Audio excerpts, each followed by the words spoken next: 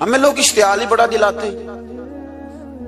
میرے رسول کریم صلی اللہ علیہ وسلم کا کمال یہ ہے کہ رسول پاک کو کبھی اشتعال نہیں آیا، اور بھائی حضور کو کبھی اشتعال بول کے بتائیے، اشتعال چھوڑ دو، ہم محتاج ہیں نبی پاک کے، ہم نے جو سیکھنا ہے اپنے نبی سے سیکھنا ہے۔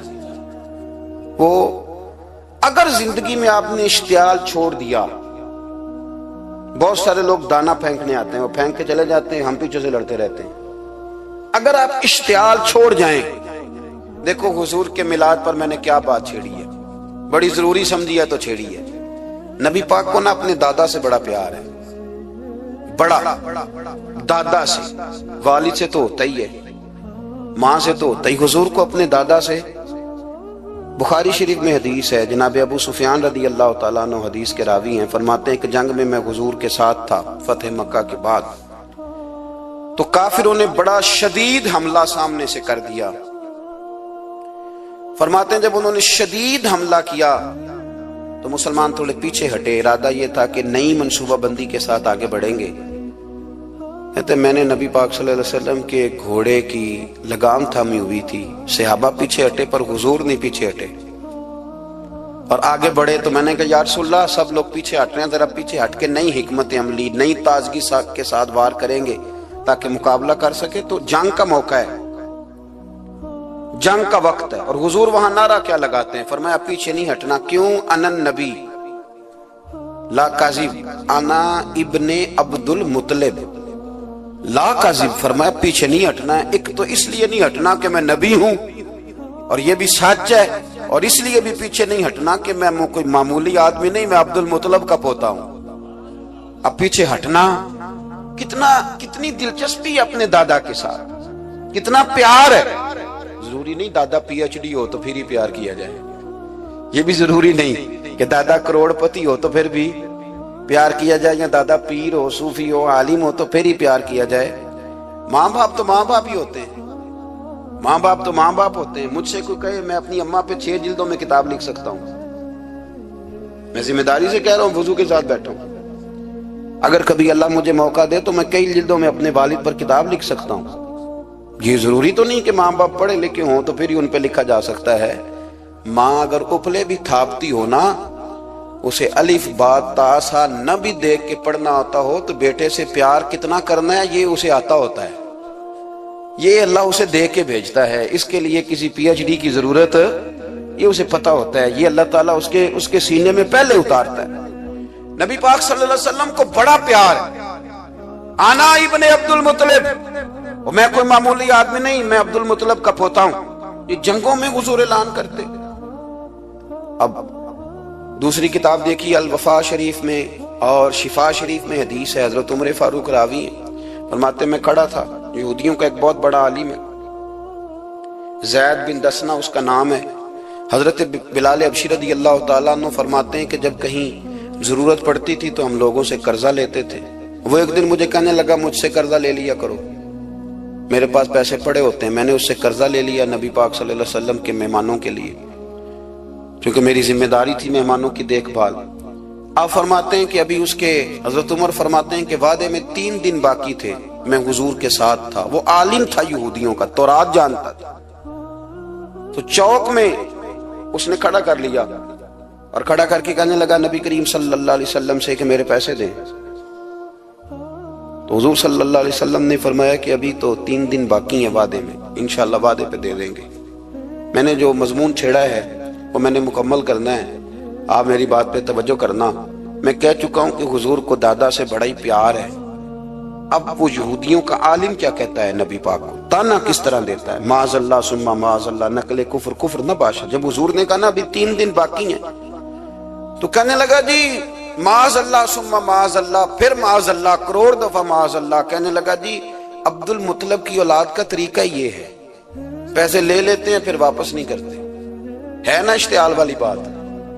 یعنی ویسے ہی آپ کسی کو کہیں کہ تیرے دادے کی اولاد شاری کا طریقہ ہی وہ گرم ہو جائے گا، اور اگر یہ کہہ دیا جائے اس ذات کے بارے میں جس سے آپ پیار بھی عشق کی حد تک کرتے ہوں، تو اب تھپڑ تو بنتے ہیں نا 4، اب ڈنڈا تو بنتا ہے نا۔ لیکن میرے نبی پاک اشتعال میں نہیں آتے تھے، مزاج نہیں تھا رسول کریم کا، نبی کریم صلی اللہ تعالی علیہ وسلم اتنی بڑی بات کر دی کہ حضرت عمر کہتے ہیں میں نے یوں کر کے تلوار پہ ہاتھ رکھا، نکال لی نیام سے باہر، گردن اڑاؤں گا اس گستاخ کی۔ رسول کریم نے فرمایا عمر یہ تو کیا کر رہا ہے؟ تیرے تو ذمہ یہ تھا کہ تو اسے نرمی کا کہتا اور مجھے پیسے دینے کا کہتا۔ اب اس طرح کر، اسے فلاں جگہ لے جا، وہاں کھجوریں پڑی ہیں، تول کے دے دے، چل 2 کلو زیادہ بھی دے دینا۔ حضرت عمر فاروق رضی اللہ تعالیٰ عنہ کہتے ہیں میں نے کہا حضور زیادہ کس بات کی، میں تو پوری بھی ذرا ناپ تول کے دوں گا، اور احتیاط سے، کس بات کی زیادہ، اس نالائق کو زیادہ دوں؟ تو حضور فرمانے لگے زیادہ اس لیے دینی ہے کہ تو نے اسے ڈانٹا ہے، تو نے تلوار دکھائی ہے، اب 2-3 کلو زیادہ دینی۔ حضرت عمر کہتے ہیں میں لے گیا اور میں نے 2-3 کلو کھجوریں زیادہ دی، پر وہ میرے اندر جو اس کے بارے میں کوفت تھی وہ جاتی نہیں تھی، میرا دل کرتا تھا کاٹ ڈالوں اسے، اور جب میں نے دے لی نا تو میرے قریب آیا، میرے گھٹنے پہ ہاتھ رکھا۔ آنسو بڑے قیمتی ہوتے ہیں، ایک کبھی نکلتے ہیں۔ کہتے ہیں جب میرے گھٹنے پہ اس نے ہاتھ رکھا تو وہ یہودیوں کا عالم رو پڑا، کہنے لگا عمر تیرا کیا خیال ہے کہ میں بلا وجہ یہ میں نے بات کر دی؟ کہا نہیں، تو روتا کیوں ہے؟ پہلے بے ادبی کرتا ہے اب روتا ہے؟ تو کہنے لگا عمر میں کوئی معمولی آدمی نہیں، میں پڑھا لکھا بندہ ہوں، معمولی ہوتا تو جلدی مان جاتا، میں تورات کا، انجیل کا، زبور کا عالم ہوں، میں نے آخری نبی کی ساری صفتیں اپنی کتابوں میں پڑھی ہیں، میں نے ساری باتیں چھپ چھپ کے نبی پاک میں دیکھ لی تھی۔ ایک بات میں نے حضور کی آزمانی تھی ابھی، وہ یہ تھا کہ نبی پاک کے سامنے جتنی بھی جہالت کرو گے نا، اللہ کے رسول کا حلم اس پر غالب آ جائے گا، حضور کا صبر اس پر غالب آئے گا۔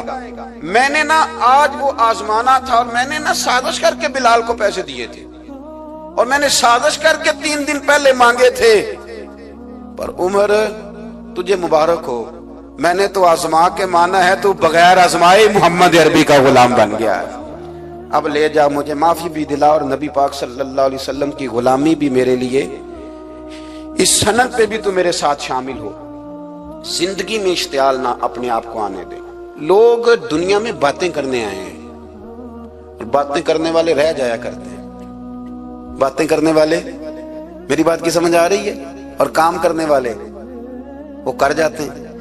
اگر آپ باتوں پہ آپ وقت گزاریں گے تو رہ گئے۔ اشتعال، وکیلوں کو بھی یہاں اشتعال آتا ہے، یہاں ڈاکٹروں کو بھی اشتعال آتا ہے، یہاں فلانے کو بھی اشتعال آتا ہے، یہاں بھئی آپ کس چکر میں پڑ گئے؟ اگر آپ کو اشتعال ہی آنا ہے، آپ دیکھیں نا اہل طائف نے نبی پاک کے ساتھ کیا کیا۔ تاریخ میں نا کچھ الفاظ ایسے ہیں جو پڑھے نہیں جاتے۔ جب انہوں نے کہا کہ معاذ اللہ آپ نبی ہیں جو دروازہ دروازہ گھوم رہے ہیں، آپ نبی ہیں جن کے ساتھ لشکر ہی کوئی نہیں، پیسے ہی کوئی نہیں، آپ ہیں، اتنے سخت جملے، پتھر بھی مارے۔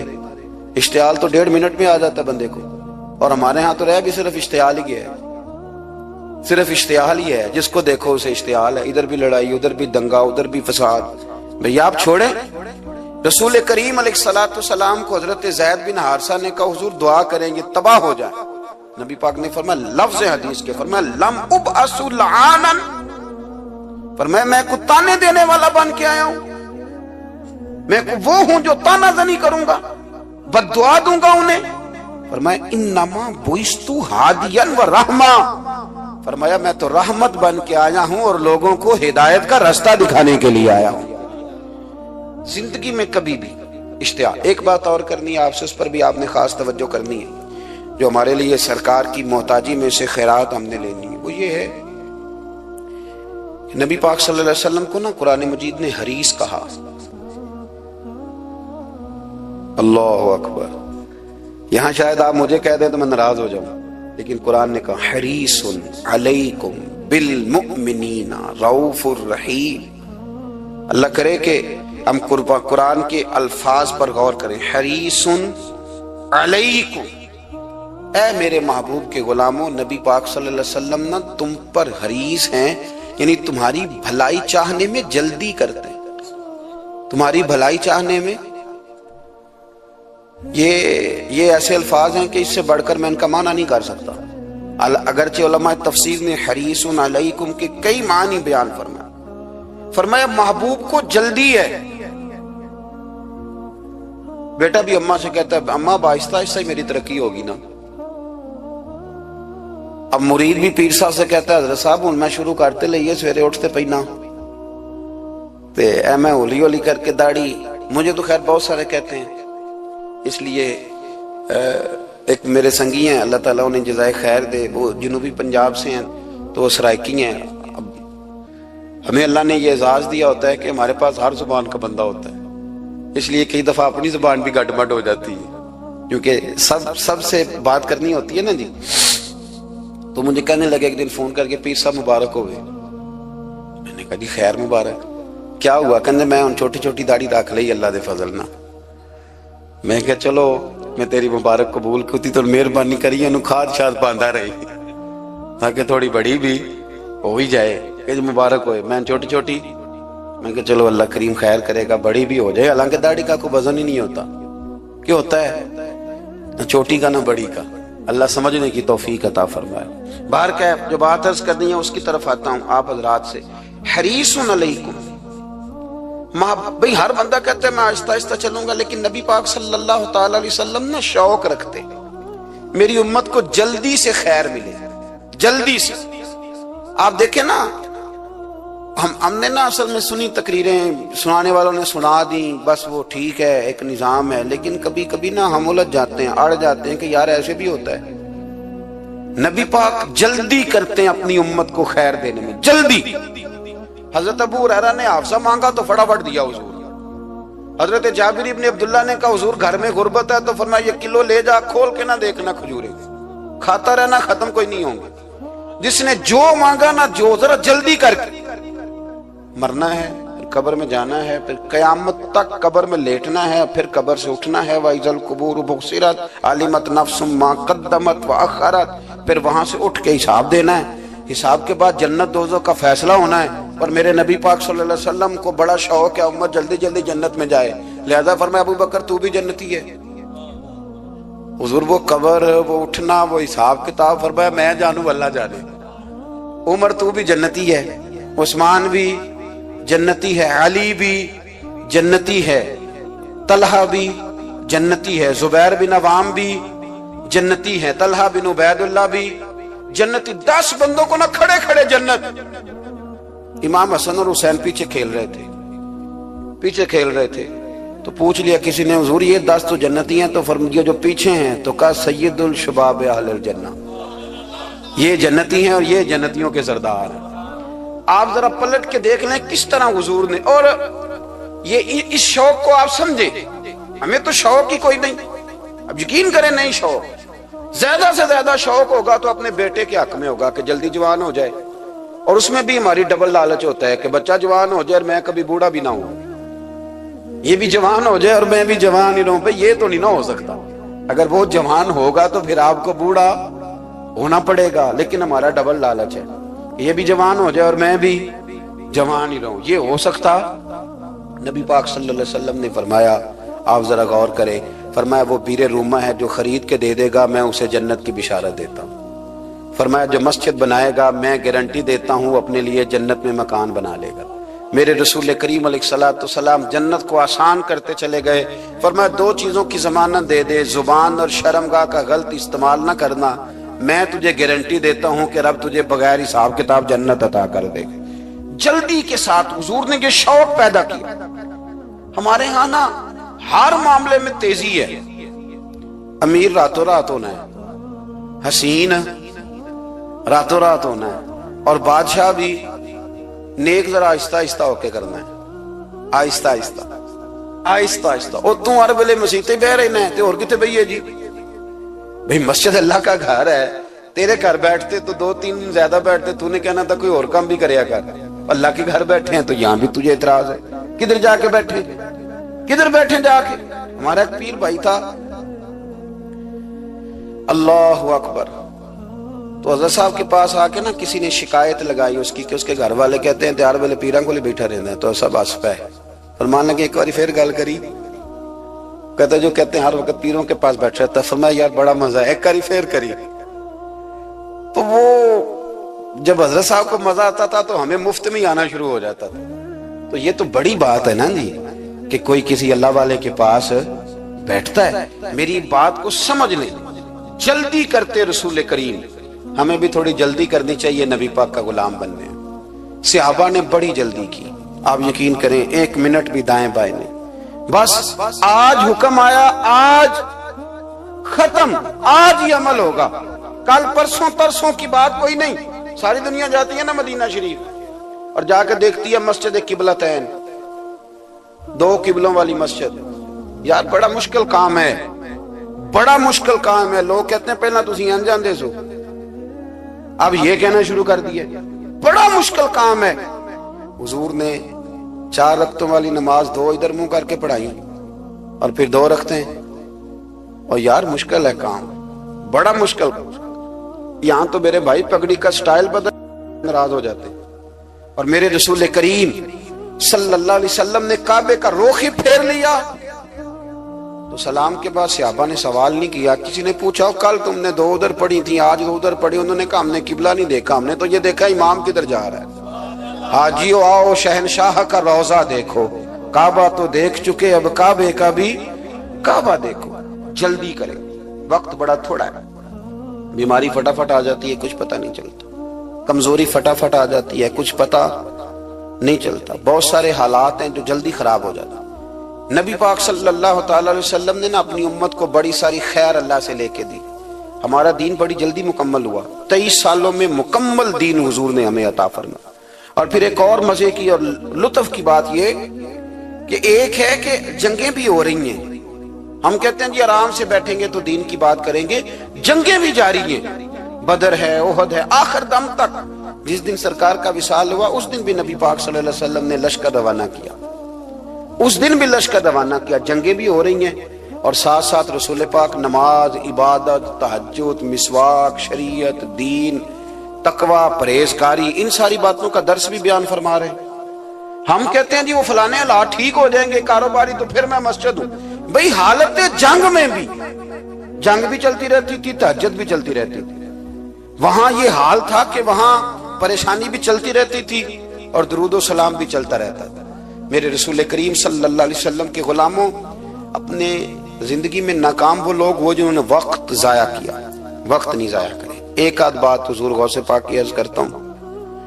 حضور غوث پاک رضی اللہ تعالیٰ عنہ نے نا نبی پاک صلی اللہ علیہ وسلم کی اتباع میں وقت گزارا ہے. کچھ بندے اللہ کے بڑے خاص ہوتے ہیں. حضور غوث پاک رضی اللہ تعالیٰ عنہ کو اللہ نے اعزاز عطا فرمایا, شان عطا فرمائی کہ غوث اعظم درمیانے اولیاء جو محمد درمیانے انبیاء. اس طرح نبیوں میں رسول کریم کا مقام ہے نا, اس طرح ولیوں میں غوث پاک جیلانی کا مقام ہے. حضور غوث پاک رضی اللہ تعالیٰ عنہ کو اللہ نے کئی اعزازات دیے. سب سے بڑی بات یہ کہ اللہ نے انہیں کرامات عطا کی. کرامت دین کا پورا ایک حصہ ہے. ہمارے یہاں نا لوگ کہتے ہیں اخلاق بیان کریں جی, وہ کہتے کیا تھے, کرامت کیا ہوتی؟ بھئی کرامت تو قرآن پاک نے بیان فرمائی. آصف بن برخیہ جناب بلقیس کا, ملکہ بلقیس کا تخت لائے تھے. یہ اللہ نے کیوں آیت نازل کی قرآن پاک میں؟ وہ قصہ کہانی ہے کہ وہ جی تخت لائیں, یہ کیوں بیان کی؟ اور تخت آیا کس طرح آیا؟ انہوں نے کہا کہ آنکھ جھپکنے سے پہلے آ جائے گا. پھر آیا کہ نہیں آیا؟ ان سے پوچھا یہ کیسے آیا؟ کہنے لگے ھذا من فضل ربی. او سنگیو, صرف حضرت سلیمان علیہ السلام کا امتی تخت لا سکتا ہے, نبی پاک کا غلام نہیں لا سکتا. یار آپ نے کرامت کا انکار کر کے اپنے آپ کو کمزور کر لیا. اور نہیں جی نہیں, یہ کیسے ہو؟ کیا مطلب ہے اس کا؟ آپ سورہ نمل روز پڑھیں اور جناب سلیمان علیہ السلام کے امتی کی شان بیان کریں کہ وہ آنکھ جھپکنے سے پہلے 80 گز اونچا, 80 گز چوڑا, 80 من وزنی تخت آنکھ جھپکنے سے پہلے لے آئے. کسی بندے کا ایمان خراب نہیں ہوتا. اور میرے غوث پاک جیلانی